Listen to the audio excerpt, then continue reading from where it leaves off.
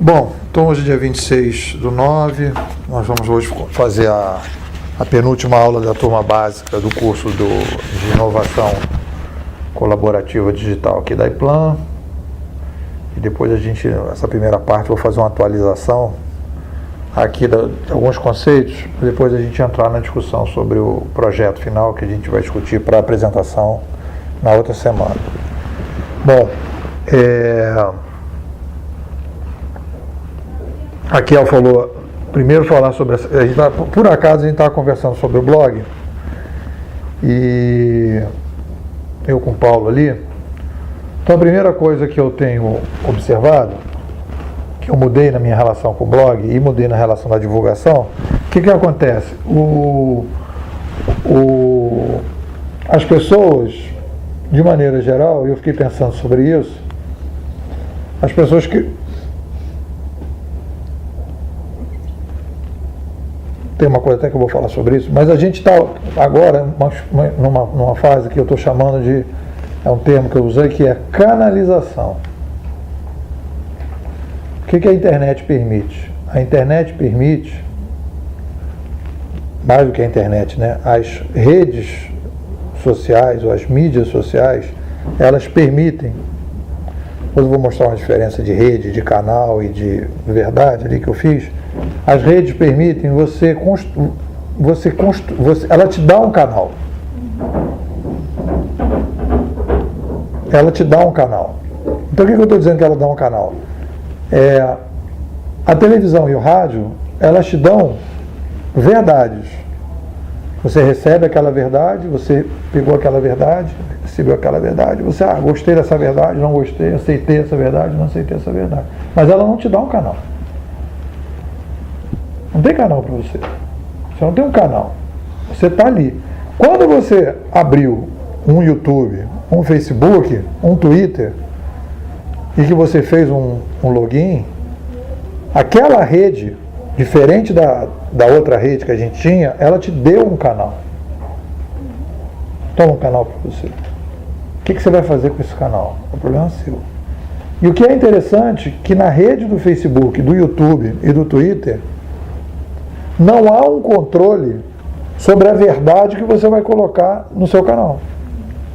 Ela pode dizer, olha, determinadas coisas você não pode colocar. Mas ela não diz o que você vai colocar. É teu critério colocar o que você quiser. Vai botar a foto do cachorro, se você vai falar de uma viagem, se você vai botar um poema, se você vai escrever um conto, se no YouTube você vai falar de moda, se você vai falar no YouTube de carro, se você vai falar de esporte, é livre. É quase livre. Comparado com o que a gente tinha antes, é muito livre. Talvez comparado com o que a gente vai achar depois, vai ser meio livre. Mas por enquanto, é muito livre. Para o mundo que estava fechado, é muito livre. Então, o que eu queria falar sobre isso?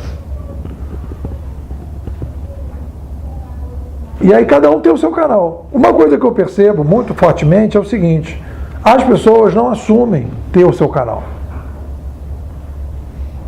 Então, por exemplo, uma coisa que eu tenho percebido no Facebook, que eu tenho atuado em relação a isso, é tipo assim, eu coloco um post e vem uma pessoa e é agressivo com as outras pessoas. E aí você fala, não, isso é o Facebook. Não, não é o Facebook. Isso é o meu canal no Facebook. É o meu canal. E as pessoas que estão no meu canal são as pessoas que eu aceitei como amigas. Porque você começa a imaginar, porque a gente começa a imaginar o Facebook como se fosse uma TV Globo. Ela não é uma TV Globo. O Facebook é uma rede de canais pessoais, em que cada um tem o seu canal. E quando a pessoa começou a agredir as outras pessoas, eu falo, meu irmãozinho, não quero que você agrida os meus amigos. Você quer comentar, falar, etc. Mas você não pode ser agressivo. Eu tive um caso já tive 2 casos que eu aprofundei essa discussão com 2 pessoas, 2 amigos. Um deles, toda vez que eu estava... Teve um que era uma coisa mais política, que a gente se entendeu. Naquela época das manifestações que eu estava um pouco mais excitado em relação... Eu e o país todo, né? E depois, nessa questão agora mais teórica, tinha um menino que estava entrando, um amigo meu, em que ele entrava assim, tipo, fazer um comentário assim. E aí eu falei assim, não, você quer comentar? Vamos discutir então. Vamos conversar então o que você está propondo. Vamos sentar e vamos ver o que você está falando. Aí eu comecei a argumentar e eu vi que ele não queria conversar. É o termo que a gente usa na internet, que é o trollar, né? Trollar eu acho que é um termo que é um pouco isso, né? Você entra para tirar uma casca e aparecer num determinado canal, mas você, na verdade, não está afim de conversar com as pessoas daquele canal. Você está afim de trollar. Polemizar, né? Não é nem polemizar, porque polemizar eu acho que... Encheu o saco. Encheu o saco. Você, por algum motivo que eu não vou entrar na discussão, a pessoa entra no canal, ela entra no canal, aparece no canal, tira uma onda no canal, faz um comentário no canal e acha que aquilo ali tudo bem. E acha que aquilo ali tudo bem. Então, o que eu interferi? Ah, muito obrigado. Poxa, muito obrigado, hein? Lindo. Coisa da pega no sorvete. Acabo de ganhar uma salada de fruta. Muito obrigado. Bom, então, nós estamos aqui falando de... Eu estou fazendo aqui uma primeira parte antes do intervalo, que a gente vai discutir umas coisinhas e depois a gente entra na nossa... Volta a discussão sobre...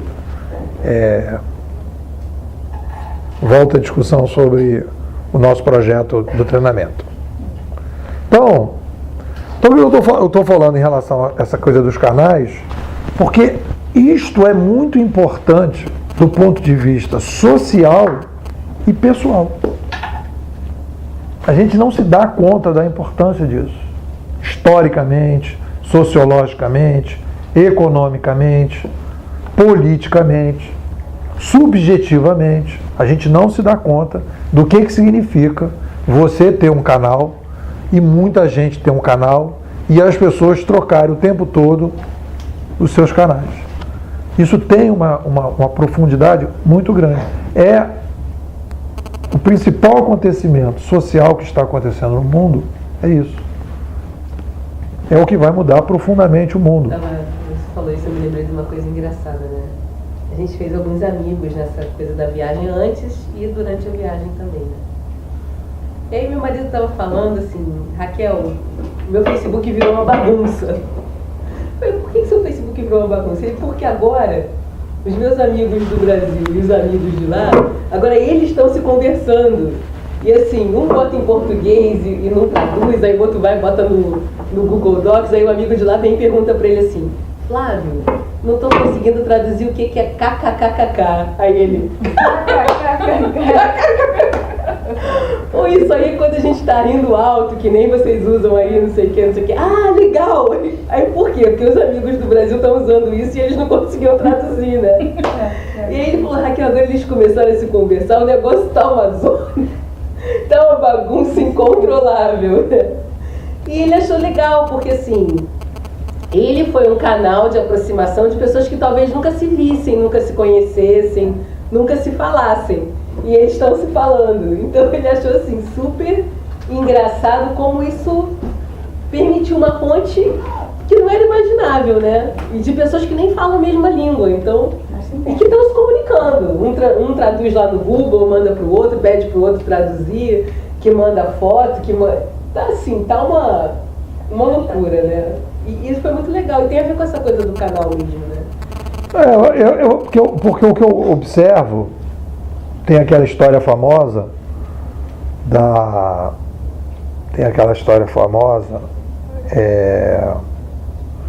deixa eu me lembrar como é que foi a história.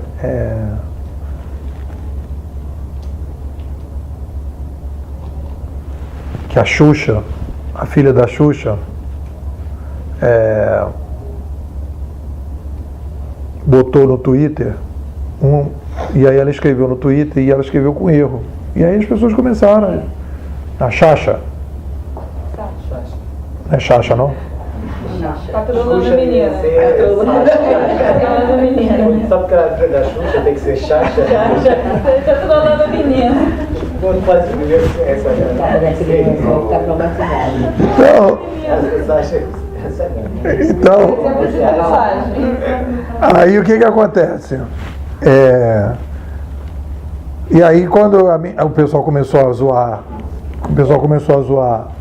a menina, a Xuxa falou, como é que vocês estão zoando ela, etc. Ela foi alfabetizada em inglês, é por isso que ela não tem problema no português, né? Aí o pessoal ainda brincou, que nem o João Santana, que também foi, né, alfabetizado em inglês. E aí a Xuxa disse que ia processar o Twitter. Ou seja, na cabeça dela, o Twitter é um canal que controla O que as pessoas estão falando. o que as pessoas estão falando. Mas, na verdade, o que aconteceu ali é a liberação de canais individuais para as pessoas construírem a sua mídia. Bem-vindos.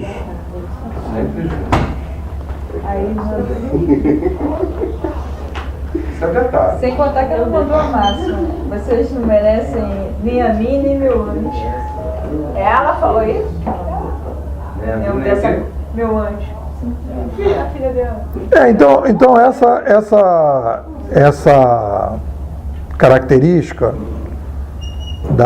do canal, que aí eu botei até num post que eu escrevi, né, que é a canalização, você criar uma canalização, que é o fenômeno que está acontecendo, que é o mais importante.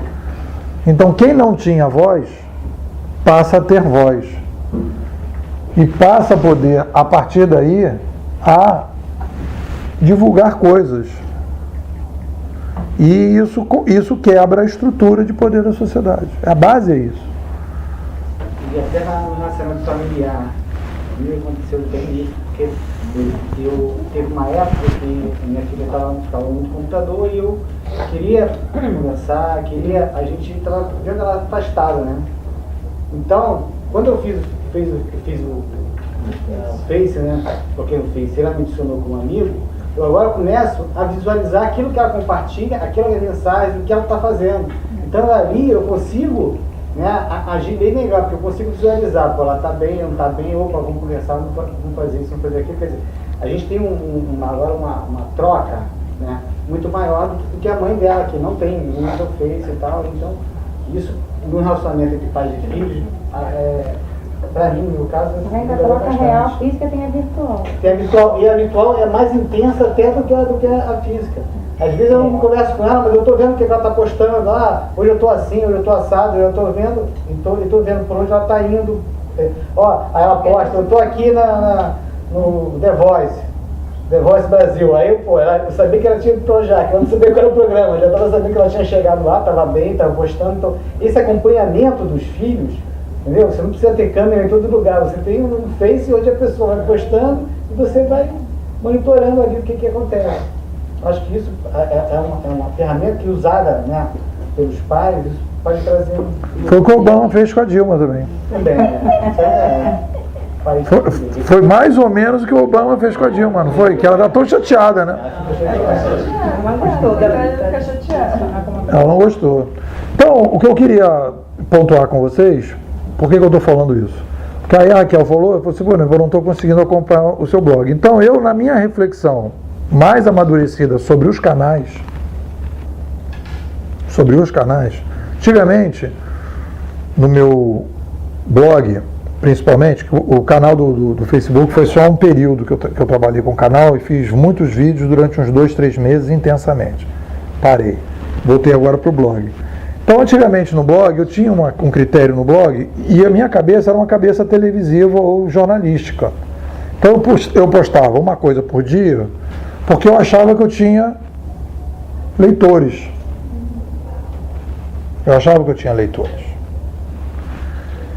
E aí eu comecei a ver que a minha cabeça não era assim que funciona. Minha cabeça não funciona assim. Minha cabeça é outra maneira de funcionar.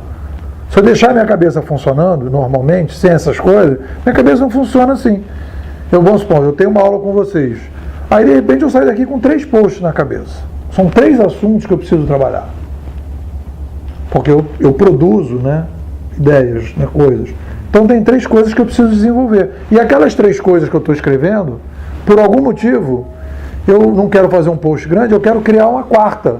Para dizer, olha, em função disso, eu acho que vocês têm que ler tal assunto. Que não está relacionado, que não é diretamente a coisa, mas é relacionado. Então eu comecei a ver, Raquel, que o blog, na verdade, ele não é para ser acompanhado. Ele é um banco de dados, de ideias do Nepomuceno, que as pessoas vão acessar. Quando elas quiserem, a hora que elas quiserem, no dia que elas quiserem, na ordem que elas quiserem, na busca que elas quiserem. E eu boto alguns links lá para a pessoa. Tem os e-books que a pessoa possa fazer, a pessoa pode ir no Google por tema. Não sei qual é o critério que as pessoas entram. Sinceramente, eu não sei. Um dia eu tinha comentado sobre isso, né? Eu falei de um amigo meu que era frustrado, porque ele tem um blog e aí ele ficava falando, gente, lê. Mas as pessoas elas vão ler quando elas quiserem, elas vão entrar quando elas quiserem. Você tem que escrever para você. Eu acho que eu tenho blog, eu escrevo para mim. É engraçado é que o chato do blog é que as pessoas não costumam botar comentário. Elas leem e vão. Meu blog tem 35 mil acessos, se tiver 100 mensagens é muito. A gente não tem escritor. Mas eu acho que essa ideia, e aí vem uma outra coisa. Tem uma coisa da vaidade nossa também, de querer saber o que o outro está pensando, né? Isso é uma discussão que eu acho que é uma outra discussão. O que o outro gostou? Gostou, pronto, leu, ficou feliz, aberto, resolveu o problema dele, Fez uma reflexão. Fez uma reflexão. Eu acho que essa tensão, isso é uma tensão. É uma tensão que eu não posso dizer. É como se fosse assim. Outro dia eu estava ouvindo isso no negócio, né? Tem dias que você acorda carente. Tem dias que na hora do almoço a carência já passou. E tem dias que a carência não vem, você não está carente. Então isso acontece. Isso é do ser humano. E às vezes assim, de manhã você está carente, de tarde já não está mais. Às vezes é uma semana, às vezes é mais tempo. Então eu acho que eu já percebi que essa coisa tem a ver com... Quando você está mais carente, você fica meio que querendo que, poxa, as pessoas podiam entrar, as pessoas podiam comentar, etc. Quando você está bem, ou menos carente, porque eu acho que você nunca está 100% não carente, né? Quando você está menos carente, a necessidade do outro é menor. É menor. Então, assim, no geral, em relação a essa questão, o que segura a onda, e aí vem aquela discussão nossa filosófica, pessoal, que eu acho que tem a ver, que é o seguinte, e aí tem a ver com essa discussão sobre a canalização e tem a ver com todos os nossos projetos, para a gente ir fechando o nosso módulo, né? Eu acho que quando você sai desse mundo que a gente está vivendo, que é um mundo em que você é consumidor de canais, e você passa para um mundo que você passa a ser um canal, ou pelo menos a possibilidade de ser também um canal, isso vai te obrigar a ter uma posição que é a seguinte: o que eu vou botar nessa minha tela em branco? Todo mundo para pensar isso de manhã. O que eu vou botar no Facebook? Eu vou botar foto? Vou comentar alguma coisa? O cara, eu tenho só 30 amigos. Não interessa, 30 amigos é muita gente. 40 amigos é muita gente. Tem gente que tem 100 amigos. O que eu vou botar? O que eu vou colocar? O que eu vou divulgar? E isso é uma coisa que mexe muito com a subjetividade das pessoas. E aí a gente tem que começar a se colocar, e aí a pessoa coloca o seguinte, que a pessoa fala assim, qual é o seu projeto de vida? Você tem que ter um projeto de vida agora. Porque antes você não tinha um projeto de vida, você estava na aba da vida dos outros. Né? Eu tenho uma coisa que eu acho engraçado, né? Todo dia, porque eu tenho minha dose de obsessivo compulsivo, né? Então a minha experiência com obsessão com a compulsão é a seguinte: é melhor você ser compulsivo em coisas boas do que em coisas nocivas. Então vá para as coisas boas, né? Fica apaixonadamente fazendo coisas que não te fazem mal. Então uma das minhas obsessões é tomar café todo dia no posto de gasolina. Então eu vou lá tomar meu café. E lá eu sou o cliente especial, porque eu vou todo dia. E na porta da cozinha tem a fotografia, 2 VIPs que já frequentaram o posto. E toda vez que algumas vezes, eu chego lá para a gerente e falo assim para ela: você sabe quem é que devia estar naquela porta ali com a fotografia? Eu. Porque eu sou o VIP aqui. Porque eu sou o melhor cliente para você, porque todo dia eu venho. Eu devia estar naquela porta, e não aquelas pessoas que vieram uma vez na vida normal, porque são pessoas celebridades nacionais através do mega canal que existe. Então nós vivemos um mundo desse mega canal. A gente ainda é completamente envolvido por esse mega canal de comunicação, que a gente é influenciado por ele, a gente, quando aparece nele, a gente tem uma relação diferente, né? E quando alguém aparece, a gente, eu conheço aquele cara porque é meu amigo. Por quê? Porque você é uma espécie assim de uma distorção completa na sociedade. Uma televisão é uma distorção completa na sociedade. Se você parar para pensar, ela é uma distorção numa sociedade. Tudo bem, ela veio, separou, etc. Tal. O Facebook é o início de um processo de volta para uma normalidade humana. E eu já brinquei isso várias vezes no Facebook. Eu prefiro 1000 vezes as besteiras dos meus amigos do que as besteiras que eu vejo na televisão. Porque eu não conheço aquelas pessoas na televisão. E os meus amigos eu conheço. Então que meus amigos falem as besteiras que eles quiserem. Mas eu prefiro as besteiras dos meus amigos, porque eles não têm compromisso nenhum. Não estão ganhando dinheiro para falar besteira. E na televisão as pessoas estão ganhando dinheiro para falar besteira. Já aconteceu uma coisa tem a ver com essa história aí. Perguntei a uma amiga pelo Talk: sugere algum tema para eu falar no blog hoje? Ela me deu 3 coisas: casamento de não sei quem, que eu acho que é Naldo. Eu pensei, o que é isso? Que eu não sei. É bichinho de comer. Eu não sei quem é. A Rita sabe. Rita, explica. Quem é Naldo? Não, eu fui conhecer. Não, também fui. Fui saber que ele existia no evento da prefeitura, aí no meio do ano. Mas quem é esse Naldo que vai lá? Né? O Naldo, participação especial de Naldo. Segundo assunto, o personagem da novela já foi preso por tráfico de drogas, está indo visitar os Estados Unidos. O Ninho. O Ninho. Já foi preso por tráfico de drogas, recebeu visto. O Leite? O Leite? Não é o Leite Ninho, não. Mas ele... Eu não sei Mas eu acho que ele mudou as feições dele, então... Não, mas está comendo. E qual é a terceira coisa? A terceira das crianças que foram proibidas de ficar no Justin Bieber. Aí eu respondi para ela assim: Justin Bieber, acho que eu vou voltar a falar de novela. Talvez do SBT. Ainda é melhor do que falar de Justin Bieber. Mas isso fica um detalhe, é um absurdo. Não, Né? depois que você falou isso, O show vai ser dia 2 de novembro. Não, a proibição eu achei ótima. Mas assim, a proibição. é só um pequeno absurdo. O show vai ser dia 2 de novembro. O pessoal tá botando barraquinha de camping ali no Sambódromo já agora. Teve em outra cidade, né? Porque dormir naquele lugar ali. Exatamente. Mas eu acho que esse Fechou pessoal... dos metaleiros. Esse pessoal que tá lá, para não deixar ninguém comprar ingresso. Acho que é isso. A gente bater Porque eles vão comprar tudo? Não, bater em quem for comprar ingresso. Acho que é a manifestação lá. Não, mas o mais interessante disso tudo é porque foi o pessoal lá da CEOP, né? E eles entraram num acordo. Eles vão desmontar a barraca durante o dia Aí só vão montar à noite. e vão montar à noite. Legal. Puxa! E a encrenca toda é porque... Porque a calçada era pequena, então isso. Mas olha como envolve a prefeitura numa coisa que aparentemente é banal, né? A prefeitura está totalmente envolvida, porque vai ter um cara que vai ligar para o 746, vai dizer, olha, está atrapalhando o meu caminho aqui, Concluindo. está atrapalhando o caminho. Todos os assuntos vêm da onde? Vêm da mídia. Da mídia tradicional. Quero isso.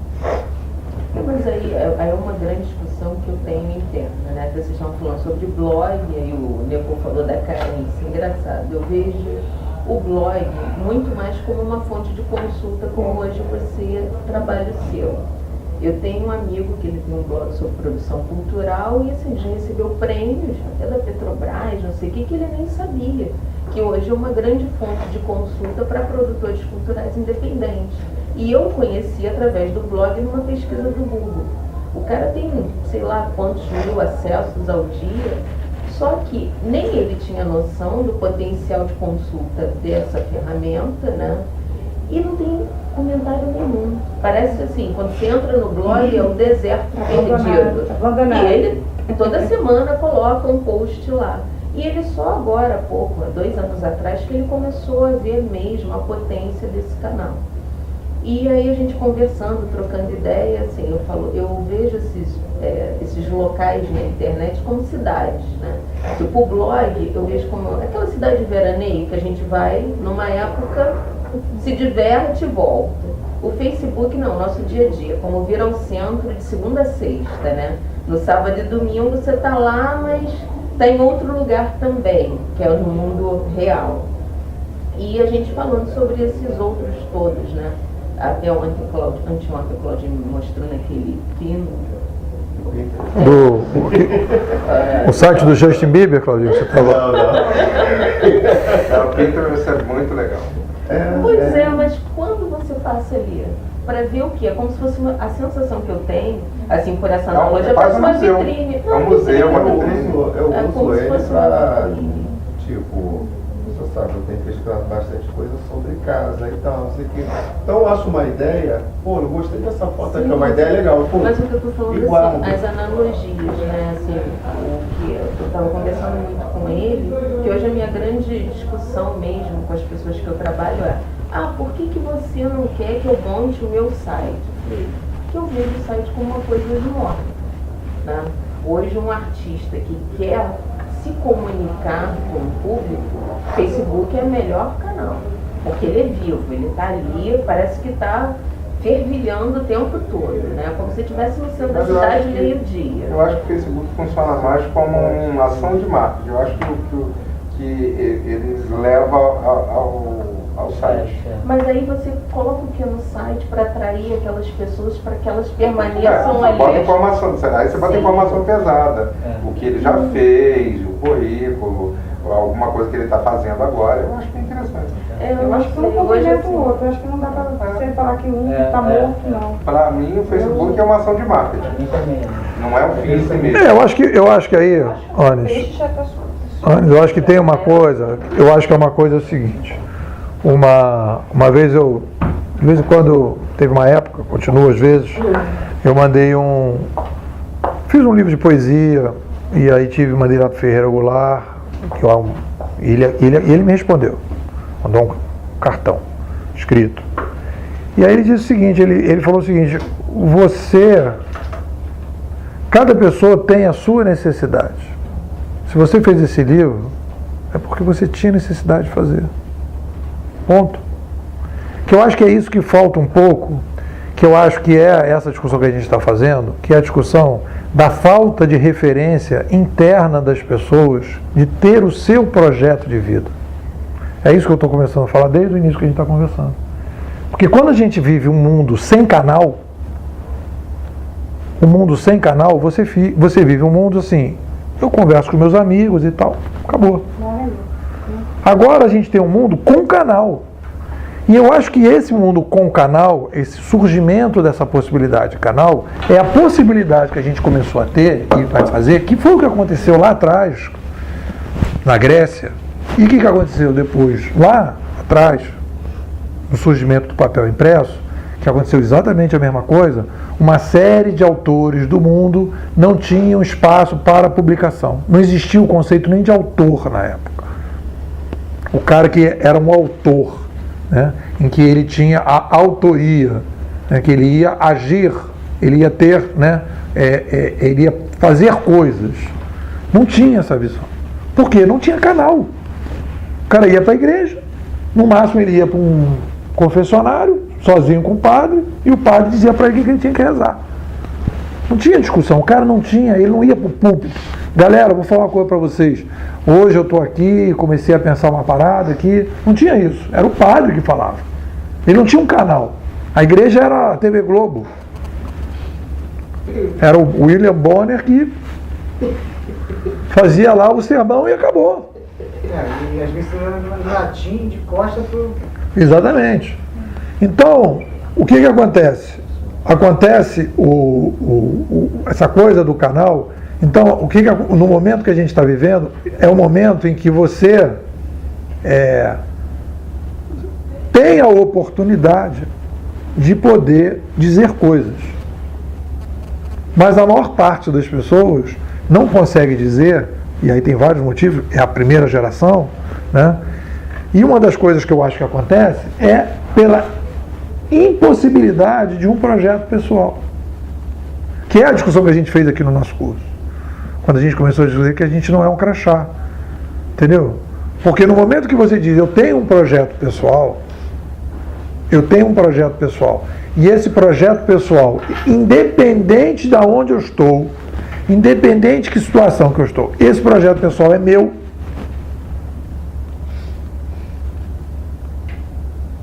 Eu brinco muito assim, né? Eu tenho... Toda vez que eu fico assim meio perdido, eu tenho um teleférico no alto da minha cabeça, como se fosse assim, sobe um poste enorme daqueles de teleférico, e lá no alto tem um fio. Então toda vez que eu fico na dúvida, eu olho para aquele fio. Aquele fio está sobre a minha vida, sobre os meus problemas financeiros, os meus problemas pessoais, todos os problemas. Tem um fio. Aquele fio é o fio que me conduz. Aquele fio, que é o que leva o meu blog, independente o número de pessoas que vão assistir o blog, independente se as pessoas gostam ou não gostam, as pessoas não interessa. Aquele é um fio que eu resolvi fazer para me alimentar no mundo. Só isso. Você vai dizer, esse blog é importante para fulano? Sei, pode ser ou não pode ser. Agora você tem que escolher um passatempo, né? Até morrer tem que ter um passatempo. Vou criar passarinho, vou colecionar tampinha de cerveja, cada um faz uma história. Então eu resolvi, eu vou colecionar ideias que eu penso e que vou escrever no blog. Então é isso. Eu acho que é uma coleção como outra qualquer. Se o cara chegar para mim, eu tenho coleção de selo, eu falo, eu tenho coleção de ideias, que eu boto lá no meu blog. Acho que é engraçado isso, porque assim, algumas vezes, e isso tem tudo a ver mesmo, porque algumas vezes eu fui atraída para o blog por algum post do Face, e eu acabava vendo no blog, puxa, isso aqui eu queria ler, era isso que eu queria ler. Então eu saía do que ele tinha mandado para ler uma coisa que era mais antiga, mas que naquela hora me interessava mais. Naquela hora, e depois eu ficava, puxa vida, não li o de hoje, mas esse aqui tá mais legal. E era uma coisa que naquele momento eu precisava, né? Então, é engraçado isso também, né? E tem um pouco a ver com isso, né? Às vezes a pessoa vai atraída pela necessidade dela. Você está publicando uma coisa agora, naquele momento, interessante, bacana. Que é a minha necessidade. Só que ela que está indo ali por um outro motivo, alguma coisa que a preenche de uma outra forma. Isso que você está falando, você deixou lá, né? Isso que você está falando é uma coisa muito legal pelo seguinte, que é toda a discussão da nova escola que está se construindo. Hoje está se falando da escola por problema. Eu até botei um post essa semana dizendo assim, em vez de fazer uma escola por problemas, eu sugeriria fazer um método por crise. O cara chegava aqui na aula, vamos supor que a gente está na aula do método das crises. Qual é a sua crise? Dinheiro. Então vamos fazer uma aula para você pensar o seu problema de dinheiro, como você vai resolver o seu problema de dinheiro, que problema é esse, como é que vai resolver, etc. Papá. Então todo o curso vai ser montado para isso. Focado nisso. Porque o problema que você está mexendo, aí o que você vai fazer? Todas as informações que você for juntando, elas vão fazer sentido para você. E hoje não é assim. Hoje a pessoa fala assim, vou fazer um curso de finanças pessoais. Aí você vai pegar 200 livros e aquilo não vai resolver o teu problema. Aí depois que você pegar os 200 livros, quando acabar o curso, aí você vai ver, o que eu vou fazer com esses livros? Aí sozinha, em casa, sem o apoio de todo mundo que estava na sala de aula, sem o apoio do professor, o problema continua, talvez pior, que teve que pagar o curso. Então a ideia da inversão é por causa disso. É a ideia de você ter e definir a sua necessidade e a sua necessidade ser seu guia. Aquilo que é a coisa que está te fazendo sofrer, aquilo que é a coisa que está te incomodando, aquilo que você acha que você poderia contribuir para melhorar o mundo, passa a ser a sua necessidade. Porque às vezes você tem um problema pessoal, e aí você vai resolver, mas às vezes você fala assim, Poxa, isso aqui eu posso ajudar as pessoas, por exemplo. Nisso aqui eu sou bom, nisso aqui eu posso ajudar, nisso aqui eu acho que eu posso contribuir. Porque isso é uma coisa importante, porque isso vai dando, no conjunto da obra, vai alimentando. E aí vem uma diferença, que eu queria falar que não tinha diferença, mas tem uma diferença. O cara que coleciona chapinha de cerveja... Eles bebem, só você falou refrigerante. O cara que bebe, o cara que coleciona chapinha de cerveja, a taxa de redução de sofrimento que ele está contribuindo para o mundo é pequena. Então, por tendência, posso estar enganado, mas por tendência, esse cara pode ter uma crise existencial de um vazio muito maior do que uma pessoa que está sentindo que, porque vai se conectando com os outros e você vê que você vai ajudando as pessoas a melhorar o mundo. Eu acho que tem duas coisas, eu até botei isso acho que tem duas coisas fundamentais. Eu estava escrevendo, pensando sobre o nosso processo aqui de trabalho, porque a gente está fazendo coisas novas e não tem coisas que eu estou aprendendo aqui com vocês. Pensando sobre esse nosso projeto de trabalho, eu estava pensando uma coisa que é a seguinte: tem duas coisas fundamentais para o ser humano, assim, que eu acho que são mais importantes. Claro, a sobrevivência, depois da sobrevivência, né? Eu acho que é a sensação de que você está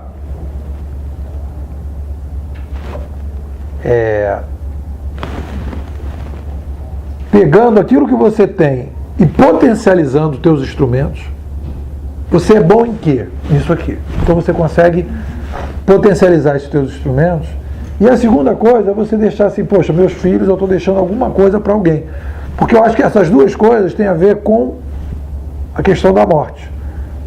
Basicamente, a coisa mais importante do ser humano é como ele vai se relacionar com a morte. Porque isso é a parte mais difícil, né?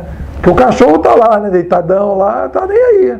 O cara fala assim, pô, o cachorro é super zen que ele não sabe que vai morrer. Chega pro cachorro, dá uns latidos e fala, tu vai morrer. O cachorro vai ficar todo estressado, vai balançar o rabo, vai ficar rodando lá que nem um louco. Porque ele não está vendo, para ele é o eterno. Ele vê assim, ele está deitado naquela tarde, a tarde é eterna. Ele é um monge budista, né? Que o cara está lá pensando em nada, né? Tá lá o cachorro, não sei o quê. Ele é um boi também no meio do pasto, tá lá. Outro dia eu passei voltando de Teresópolis, tá lá os bois lá, tudo deitado na grama. Eu fiquei pensando, pô, esses bois não sabem que vão morrer no dia que não tem crise existencial. Não tem crise, não sabe que vai virar churrasco. Não sabe, tá.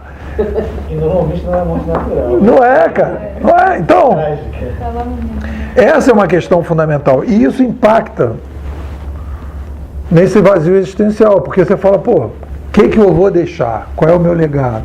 Né? Porque aí quando você diz que vai deixar um legado, é porque você de alguma forma está lidando com essa imortalidade. Você fala, bom, eu não vou morrer, mas pelo menos isso aqui eu vou deixar para alguém. Ou eu vou ser conhecido porque eu fui 3 pontinhos, alguma coisa, sei o quê. Que todo mundo, na verdade, está nessa briga. Né? Então quando você faz aliança entre deixar alguma coisa com alguma coisa que ajuda os outros, aquilo ali dá uma, pelo menos para mim, dá uma posicionada, né? Então isso que eu estou falando tem a ver com o canal, com essa discussão de canal. Tem a ver com essa discussão que a gente fez de significado, tem a ver com essa discussão toda de ética, e tem a ver com essa discussão do que a gente está querendo fazer aqui. Eu estive almoçando ontem com o pessoal lá do BNDES, e eu estava discutindo isso com eles, né? E aí eles estão lá com um projeto de inovação incremental, e eu falei, olha, um projeto de inovação incremental não poderia falar as coisas que eu falo. Porque se o cara não tiver uma perspectiva de mudança na empresa, eu não posso chegar para o cara e começar a excitar o cara, porque vai chegar um determinado momento que alguém vai dizer, meu irmão, baixa a bola. A empresa não quer isso. A empresa quer que você fique apertando o botão. Então como é que você pode, numa empresa que quer que aperte o botão, começar a fazer, botar as pessoas em crise existencial? Não pode. Para apertar botão, tem uma coisa muito interessante, isso aqui que é, você tem que ter a ilusão que você não vai morrer. Isso é uma realidade. A imortalidade. Você vai viver para sempre, vem para cá, aperta o botãozinho, passa o crachá, amanhã é um outro dia, Aí você já vai tomando vai fazendo aquela rotinazinha, né? Aí às vezes eu chego no banheiro em alguns lugares assim, né? A pessoa fica 20 minutos escovando o dente, né?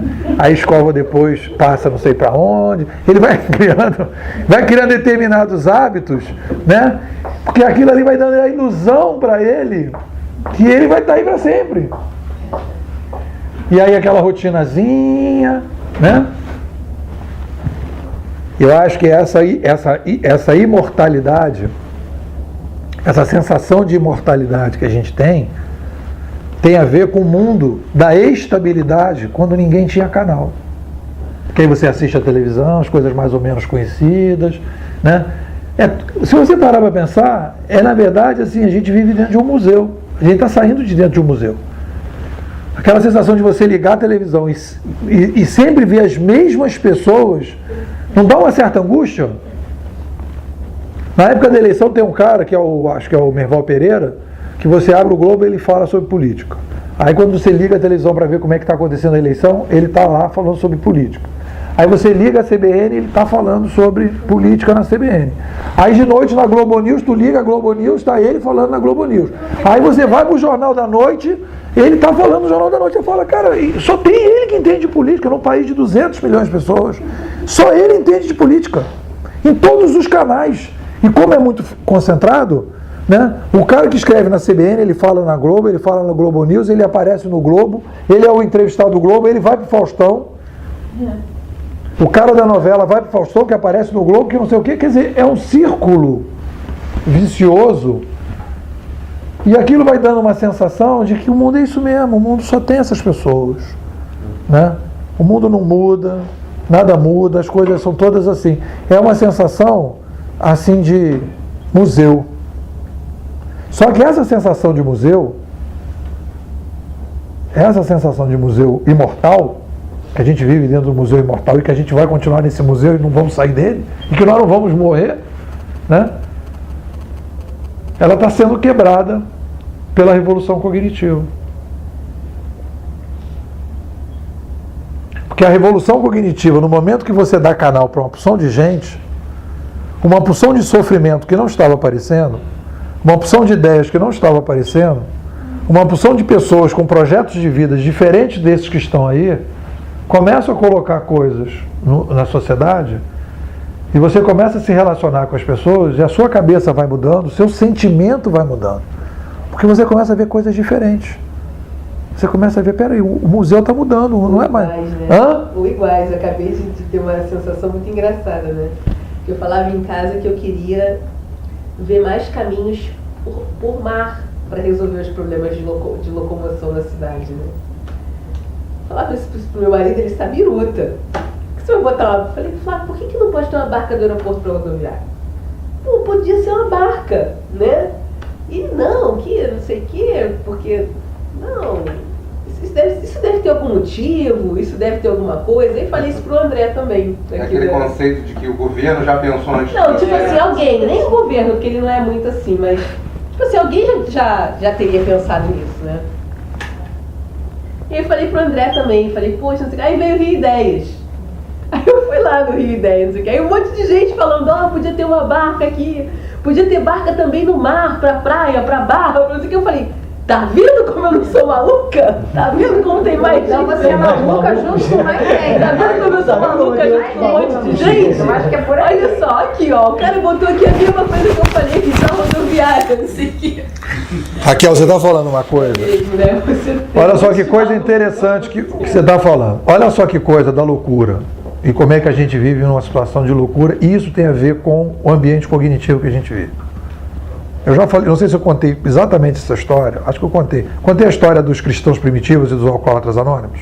Vocês lembram dessa história? Acho que sim, acho que você falou. Não?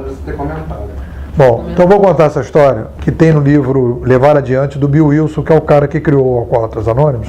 E eu acho a experiência dos Alcoólatras Anônimos muito interessante, porque o Alcoólatras Anônimos é um Facebook presencial. Em 1930, os caras criaram um Facebook presencial. Porque o modelo dos alcoólatras você tem o seu canal. Você cria o seu canal. Você vai para um lugar, para uma sala, e você vai chegar lá e vai ter o seu canal. Você vai ter 10 minutos para falar o que você quiser, para você falar do seu problema. Então, ele abre um canal para você. É uma rede que abre um canal, é o Facebook. Só que é presencial. Basta você chegar na sala e dizer, olha, eu estou aqui, eu tenho problema com bebida, então tá com problema com bebida. Tem até um cartazinho que eu gosto ali no Rio Comprido que eu passo, o cara fala assim, se você tem um problema com bebida, é um problema seu. Agora, se você quiser parar, é um problema nosso. Aí essa é uma coisa interessante, né? Então você entra ali. Então, olha só que interessante. Boa noite. Boa noite. Oi. Olha que coisa interessante sobre isso. O Bill Wilson e o pessoal que construiu o alcoólatra, eles vão questionar uma coisa interessante para criar o Facebook presencial, que sem tecnologia, que aí eu estava falando, é o Facebook ideológico, que nem o Paulo Freire. O Paulo Freire propôs o Facebook ideológico. Nós estamos vivendo hoje o Facebook tecnológico, mas o Paulo Freire propôs a escola ideológica. Era o Facebook ideológico. Uma escola que todo mundo falava. E os alcoólatras fizeram o Facebook ideológico, partindo de uma ideia. Então, olha só que interessante. Como é que a coisa que tem a ver isso com o que você está falando da maluquice. O que é a loucura e a neurose? Lá atrás, no século 2, 3 depois de Cristo, os cristãos primitivos, quando eles tinham um determinado problema, as pessoas estavam lá pecando, porque as pessoas pecam há muito tempo, não sei se vocês sabem disso, mas há muito tempo, há muito tempo já se peca no mundo, tá? Viu, Rita? Não começou agora, não. Eu não estou falando nada. Não, você me olhou com a cara que eu achei que... Eu não olhei pra você, não. Olhei pra você porque eu não entendi seus cabelinhos hoje. Agora, tá vendo? É que eu vim de moto, cara. Eu vim de moto sem capacete. Ué, isso é proibido. Eu olhei pra ele. Eu vim de moto sem capacete. aqui. Qual é a placa dessa moto? Não adianta que não tem. Não vai mudar mesmo. Próxima vez que eu vier de moto sem capacete, tem que trazer uma escova. É mais importante a escova do que o capacete. Parece que você lavou o cabelo e fez uma escova. Bom, posso continuar? Você tem uma escovinha para me emprestar? Claro que temos. Tem? Temos, lógico. Não só uma. secador. Olha, então eu vou dizer para vocês, depois do café, volta o Nepô sem cabelo, senão vocês não vão conseguir ter aula. Estou sentindo que vocês estão nervosos. Não, mas quem não estranhou? Todo mundo. Ó, viu? Nós somos cristãos primitivos. Bom, Vamos voltar para os cristãos. isso. Então, os cristãos primitivos, quando eles pecavam, ou que eles queriam conversar, etc. tal, eles faziam uma partilha. Eles sentavam, todo mundo juntos, e conversavam. Cada um falava do seu pecado, cada um contava a sua história. E aí existia um compartilhamento das neuroses, das loucuras. E aí quando você ouvia o cara falando que ele tinha, sei lá, pensado na mulher do outro, ele fala, pô, eu também pensei na mulher do outro, então eu não sou tão maluco assim. As pessoas pensam na mulher do outro. Então como é que você fez para não ir lá na mulher do outro? Ah, não, aí eu tomei um banho frio, fui não sei para onde, não sei o quê. Ah, legal, tal. Então o cara foi. Aí a igreja, né, cara, falou assim, pô, mas isso aí não tá legal, cara, esses caras, né, porque os caras não entendem de pecado. Então vamos agora privatizar o pecado. Vamos privatizar o pecado. O que nós vamos fazer? Nós vamos construir, né, um espaço especial, um especialista em pecado. O padre. E o confessionário.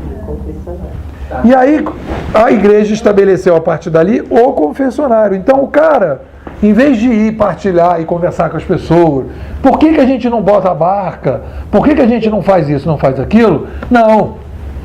Você está querendo transar com a mulher do seu amigo? Fala com o padre que ele entende de pecado. E na verdade o padre não entende nada. Porque o padre, ele é o cara que está completamente... Ele é um pecador enrustido. Então o que ele faz? Ele não tem solução, ele não é um terapeuta. Ele não é um terapeuta. O que o padre é? Ele vai chegar para o cara e dizer assim, não, você vai rezar. Você vai rezar X Ave Maria, X não sei do que, rapaz. Mas hoje em dia os seminários, eles têm aula de psicologia e muitos padres são preparados de psicologia. Bom, então eu estou falando da época. Na época, Hoje em dia os padres são preparados. Então, é a evolução, essa é a evolução. É a evolução. Então o que acontece aí? Existe uma taxa para cada pecado. Por que você prepara melhor o padre? A igreja católica está dando exatamente. Por que você prepara melhor o padre? Para não ser processado. Não, porque o público fica mais exigente. O público está mais exigente. A igreja perdeu o fiel. Aí ela teve pode ir no PROCON agora. Por que eu estou perdendo o fiel? Porque eu não gosto do meu padre. O padre não me entende, não me representa. Tem confessionário online. E aí eu tenho que preparar melhor. Confessionário lá pelo Skype. A ideia do culto da confissão que você tem que. É um representante de Cristo. Como Cristo não poderia estar em todos os lugares para confessar no mundo todo, então foi aberto o Papa, bispos e as padres. Essa é a ideia. Intermediou. Né? Você intermediou o pecado. Eu prefiro conversar com Deus direto. Não, eu estou fazendo isso, eu estou trabalhando isso do ponto de vista das redes. Religião Não, eu tô... Mas é uma rede que tem. Religião é problema. Então o que eu estou trabalhando é a ideia do seguinte. Então o que aconteceu ali? Aconteceu ali uma intermediação. Então um conjunto de pessoas que conversavam, naquela época os cristãos primitivos, que conversavam e trocavam coisas, pararam de conversar. Que é uma característica da concentração de uma rede. O que acontece quando você concentra a rede? Você tira a comunicação, a rede centralizada, ela reduz a comunicação entre os pares. E você aumenta a concentração e, por sua vez, você aumenta a neurose. Porque cada um individualmente começa a achar que ele é mais maluco do que no fundo ele é. Porque ele começa a se ver como uma pessoa isolada no mundo e não como mais um pecador, como todo mundo. Cria uma dependência. Né? Cria uma dependência. E cria um problema de percepção dele enquanto pessoa. Porque quando ele conversa com as outras pessoas... Então, o que os alcoólatras, né, os alcoólicos, chegaram a... Os alcoolistas, né, concluíram, na época, que eles iam resgatar o pré-confessionário. Que era importante eles irem para o pré-confessionário para que eles pudessem começar a trocar as experiências deles do mesmo modelo das partilhas dos cristãos primitivos. E aí eles resgataram a ideia dos cristãos primitivos e todo o trabalho que os alcoolistas fazem é baseado nos cristãos primitivos. A pessoa senta, conversa e conta as coisas dela e todo mundo ouve e todo mundo gosta. Então... E ela se sente menos alcoólatra. E ela se sente menos sozinha. Mas acolhida num grupo, e a partir daí você conseguiu sair de uma taxa muito baixa de recuperação lá, né, para uma alta taxa de recuperação. Por quê? Porque você recompôs encontros sociais que tinham se perdido. Então, na verdade, o Facebook, com toda a besteirada que existe no Facebook, e as pessoas falam que o Facebook é só besteira, que o Facebook não sei do que é só boato, é só fofoca. Mas o que acontece é o seguinte, as pessoas estão menos carentes. Porque a pessoa fala o seguinte, cara, eu pelo menos estou aqui com uma galera. Eu tenho uma galera em torno de mim, eu não estou sozinho no mundo. Eu tenho uma sensação. E isso foi um dos motivos desse empoderamento, que as pessoas foram para a rua. É uma sensação de empoderamento emocional e cognitivo que as pessoas analisam quando fazem o Facebook. Eu brinco sempre o seguinte, o Facebook não é o resultado do Facebook. O Facebook é resultado da televisão. Porque ainda não deu tempo para o Facebook ser culturalmente alguma coisa. O que as pessoas estão fazendo no Facebook, elas aprenderam na televisão. É o narcisismo da televisão, é o narcisismo de isolamento que está indo direto para o Facebook. E as pessoas falam que o Facebook só tem narcisismo. Não, na televisão só tem narcisismo. E o que a televisão passa para as pessoas é um modelo narcisista. É o tempo todo as pessoas se autopromovendo na televisão. os artistas, etc., são autopromotores. E as pessoas querem ser aquilo. Um amigo meu tem uma filha adolescente, e ele sempre dizia assim, olha, se cuidado, que malhação, a vida não é isso aí não. Que malhação é todo mundo bem, todo mundo tem dinheiro. Vai trazer a escova? Todo mundo é bonito, todo mundo é bonito, eu estava reparando ontem, nas novelas não se fala em alugar casa, apartamento, é flat. Eu ouvi isso umas 4 vezes. Tô procurando um flat, vou alugar um flat, que é um flat. Você estava escutando a parte do núcleo rico, entendeu? E aí o que eu acho que é interessante, eu diria uma coisa que é o seguinte, eu acho que esse canal, esses multicanais que estão se abrindo, eles, na verdade, eles são, de certa forma, uma cura para esse narcisismo. E não a provocação do narcisismo. Porque as pessoas, aos poucos, vão se cansando de determinadas coisas e vão começando. Isso é a minha fantasia, posso estar enganado. Não, já começa a rolar os barracos assim. Não, e é engraçado, assim, o que você coloca, semana retrasada abriu o edital do Itaú Rumos, que é para artistas de modo geral. E os artistas estavam tendo dificuldade em entender qual o objetivo deste ano do edital do Itaú.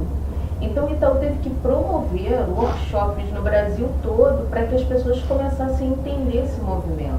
Eles agora não querem mais ser, eles não são mais patrocinadores, eles são colaboradores de uma ideia. Mas essa ideia tem que ser, assim, a pessoa tem que pensar como o Nepô falou, né? A pessoa tem que ter um projeto de vida, a arte dela é o projeto de vida dela. Só que os artistas, produtores não estão acostumados a pensar assim. E a arte tem que ter que a arte está muito ligada a essa coisa narcisista ainda. E o Itaú, assim, falando, não é isso que eu quero, não é isso que eu quero, não é isso que eu quero. Não é arte, e quando as pessoas iam para esses workshops, elas iam de lá, tipo, eu não estou entendendo o que eles estão querendo, né? Mas hoje o grande objetivo é, se você tem um projeto de vida e não tem como viabilizar, coloca isso no papel. Eu quero que você tenha plena consciência de quanto isso, qual o valor disso para você e o que você dá para a sociedade em troca para que eu possa ser seu parceiro ou não. Só que as pessoas não conseguem alcançar ainda. Porque eu acho que tem uma coisa que a gente estava conversando no início, é essa passagem do não canal para o canal. É a passagem que a gente fez no nosso curso, do sou um crachá e sou alguém antes do crachá. Então, o que acontece quando a gente está fazendo essa discussão? Essa discussão que a gente está fazendo é, no momento em que você estabelece esse projeto, ele é um projeto que tem a ver com você. Você não está fazendo para alguém ou está fazendo para uma viabilização financeira. Eu não acho problema de você fazer uma coisa para uma viabilização financeira. Tudo bem, a coisa funciona. Mas o que eu estou dizendo é, você tem que ter um projeto que, independente se alguém vai botar dinheiro ou não, se você vai ganhar dinheiro ou não, é o seu projeto. Eu sempre brinco lá, quando eu fui fazer tese de doutorado, eu dizia lá para o pessoal, né? Que eu vou fazer a tese. Eu falei, olha, a tese de doutorado para mim, ela faz parte de um projeto de pesquisa. Ela não é o meu projeto de pesquisa. Eu tenho um projeto de pesquisa que, por acaso, neste momento, vai ser pontuado e registrado numa tese. Só que, passada a tese, o projeto de pesquisa continua. Tem uma frase do Caetano Veloso que ele fala naquele disco Muito, que tem aquela capa assim, azul. Ele fala, né, naquela música do Ele Me Deu um Beijo na Boca, que ele fala que ele diz assim que a Times dizia que o Rolling Stones não cabe na Times. E aí o Caetano falou, não é o Rolling Stones que não cabe na Times, é a Times que não cabe no mundo dos Rolling Stones, que é muito maior do que a Times, né? Porque o Rolling Stones, teoricamente, constrói uma cultura toda em torno dele. A Times é a Times, que poderia, né? Então, o que está contido em quê? Na verdade. Então, na verdade, o que acontece? A nossa relação com o mundo é uma relação com o mundo de que maneira? Nós nos colocamos dentro do projeto do mundo e não como um construtor de um mundo. que não está aí, que é um pouco essa discussão dos existencialistas, né, do Heidegger, de tudo, né? Você leva, eu estava vendo o Sartre, até botei para vocês. Vocês chegaram a ouvir esse vídeo? Só um, né? A internet foi bloqueada. A gente começou a ter problema. Esse foi o primeiro. Ouçam os 5 episódios e ela começa falando que ele tem uma fotografia que ele distribuiu na sala, que é ele com uma sombra. E ele falou, não, quero que você tire a foto assim, com essa sombra. Que ele falou assim, estar no mundo é conseguir colocar essa sombra no mundo. É você conseguir ser alguma coisa no mundo. Você se projetar no mundo. Né? É isso que é a liberdade, é você conseguir ser aquilo que o mundo não quer que você seja. Tem uma frase do Sartre que é legal, que ele diz assim, né? Você tem que fazer, você vai ser aquilo que, deixa eu ver se eu lembro, o mundo, você vai conseguir, você tem que fazer aquilo, você tem que ser diferente daquilo que o mundo diz que você é. É isso que é ser. O mundo diz, ó, meu filho, você é isso, teu destino é esse, a ideia é essa, e aqui está mais ou menos traçado, e você diz, não. Eu sou eu. Eu tenho uma história interessante, porque é um caseiro lá de Teresópolis, ele era e foi ali que eu aprendi muita coisa, assim. Ele trabalhava lá, eu era o síndico, e ele, eu não era o síndico, na época, eu era assessor de síndico da minha sogra, e aí ele ia assumir um outro síndico, e aí ele virou e falou assim,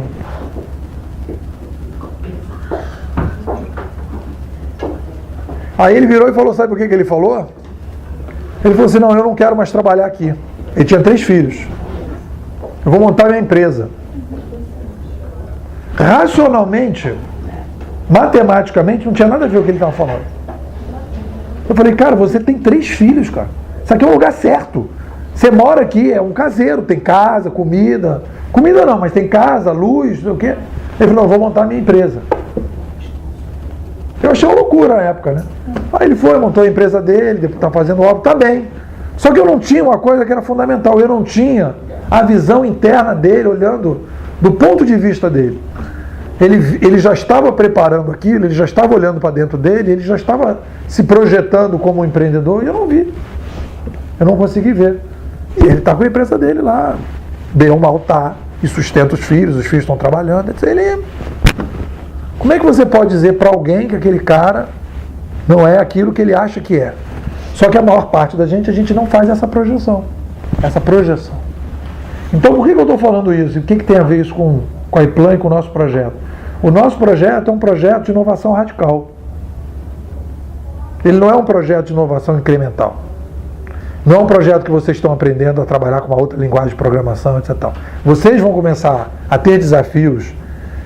E é uma coisa importante, não sei se vocês viram o link lá que me mandaram, que eu botei lá, do Eduardo Paes, a palestra que ele fez nos Estados Unidos, falando da prefeitura, da nova prefeitura que ele quer.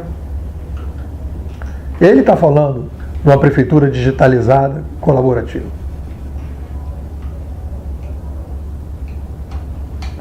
Então, na verdade, o que ele está falando é de uma inovação radical. É uma mudança radical na prefeitura. E quem está falando isso é o principal gestor da prefeitura. Não é o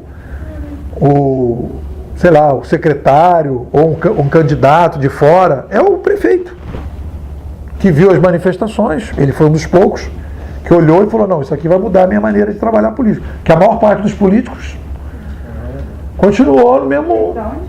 Prefeito da onde? Aqui do Rio de Janeiro. Tal de Eduardo Paes, sabe quem é não?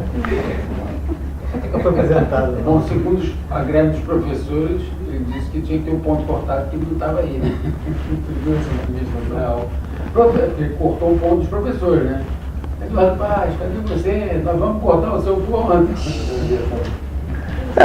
Aí tem todas as contradições que a gente sabe, mas de qualquer maneira, quando a gente está vendo esse cenário, a tal de prefeitura colaborativa, é uma mudança radical, é uma inovação radical. Ela não é uma sequência lógica. E para você fazer essa não sequência lógica, Você tem que se colocar como um projeto pessoal. Você tem que sair daquela coisa. A máquina de café está precisando trocar, porque o copo poderia ser de papel e não de plástico, que você vê, para um outro modelo que é: eu não sei exatamente o que é, mas é o meu projeto de vida que eu estou fazendo. É isso que é o difícil.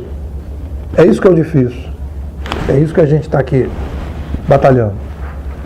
Você fazer um projeto em que você vai construir um troço novo. E aí, o mais difícil ainda, sabe o que é o mais difícil? É que a maior parte das pessoas que estão em torno de vocês, até em casa de vocês, na tua família, os teus amigos e os amigos de trabalho, não querem que você faça isso.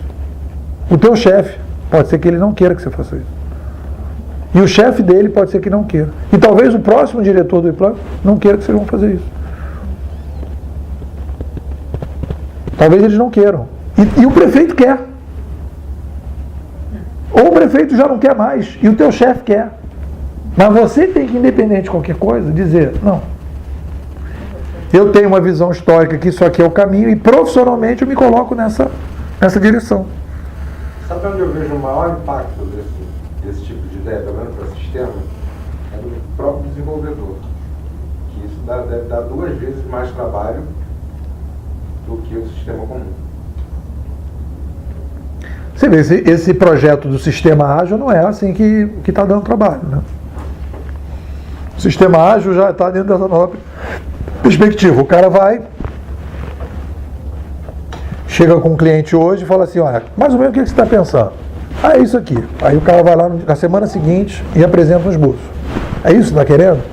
Aí o cara: não, eu sei o que aconteceu, eu dormi de noite, tive um sonho, ou eu conversei com a minha mulher, ou eu conversei com o outro cara e mudei um pouco. Ah, mudou um pouco? Então estamos aqui, vamos lá. Aí o cara vai, uma semana depois ele apresenta mais um negócio para o cara. Então é um projeto colaborativo de se fazer. Isso é o sistema ágil. Esse sistema ágil que está aí todo mundo falando, né, o modelo de desenvolvimento ágil, não sei o quê, é um modelo colaborativo de fazer. É a mesma coisa da nossa aula aqui. A gente conversa o tempo todo. Eu não chego aqui com um pacote pronto: olha, aqui o modelo é esse, aqui vamos se encaixar, todo mundo já entendeu, agora é assim que faz. É um modelo participativo. Então eu acho que não. Nesse modelo agora, se você pensar do cara que vai se enfornar numa sala e vai ficar 3 meses para depois chegar no cliente, o cliente foi andando, aí você realmente vai ter problema. Eu digo é o sistema, como a gente definiu aquele sistema de treinamento. Ele tem muito mais tabelas, controles e rotinas do que teria um sistema não participativo. Será? Sim. A partir do momento que você passa a controlar quem fez, quem curtiu, quem comentou, e você pode ter relatórios. Eu acho que você faz. Você tem rotinas que façam a mesma situação? Curtir para todo mundo. Não é isso, eu tô falando. Por exemplo, um sistema de controle que não fosse participativo, ele não ia ter, por exemplo, a tabela de comentários, ele não ia ter a tabela de curtiu. Alguma coisa a mais ele tem. Ninguém almoça de graça, você não vai ter mais controle com menos trabalho. Na prática vai acontecer. Mas isso tudo é o seguinte: é um trabalho inicial de desenvolvimento, depois que isso é absorvido por outro sistema. Não, está falando que a mulher está falando só que vai ter isso. Eu só inicial, mas aí no processo está orientado a objeto e tal, você aproveita essas rotinas para outros processos. Isso eu sei que e aí eu já fui desenvolvedor, então, só 10 anos. Isso, mas porque na verdade essa reaproveitamento de código. Eu sou ex-usuário de código. Mas olha só, tem um processo também aí nesse meio tempo. É igual, eu estava comentando com a Carol, é igual vender água. Vender gelo, por exemplo. Vai vender gelo no Polo Norte, você vai morrer de fome. Quando você for vender gelo no deserto, você vai vender bem. Quer dizer, a demanda é que traz o desenvolvimento. Então, se a demanda, como a demanda está modificando, automaticamente esse desenvolvimento. Mas tem uma coisa: vender gelo no Polo Norte, você tem um custo de produção menor. Não vai ser. Mas eu não conheço menor. Então, quer dizer, Fabrica no Polo Norte e vende na Arábia. Família do Polo Norte. Vai ter problema de distribuição. Tá mexendo com a minha área, tá? Gente, gelo eu acho que não vende, mas picolé vende. Então. Sorvete vende. Não, mas é a demanda que traz. Então o desenvolvedor ele vai ter que se adaptar à demanda. Mas você concorda comigo que um sistema ele vai ser alguma coisa maior por ter esse tipo de controles novos? Eu não. Vai ser maior. Eu acho que vai ser mais criterioso, né, no caso.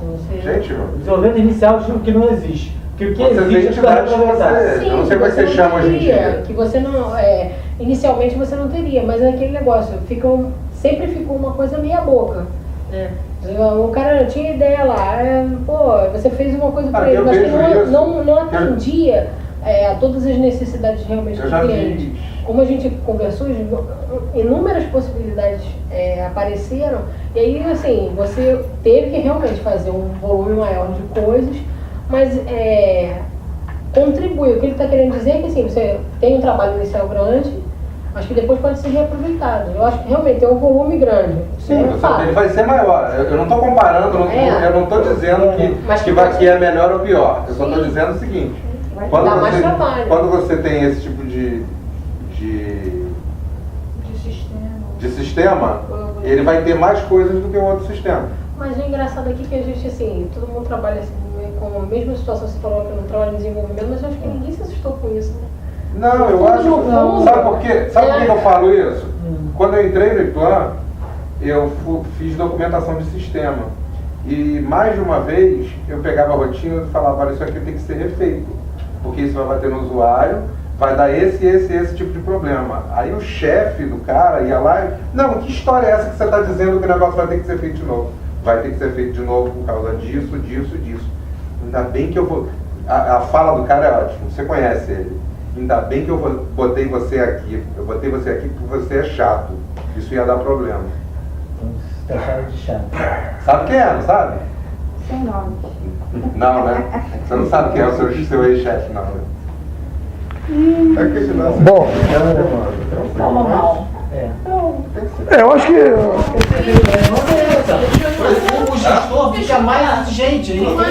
Por que eu uso o Face desse jeito e eu não tenho essas informações aqui no meu sistema que eu uso dia a dia? Bom, eu vou fechar eu vou fechar só essa primeira parte.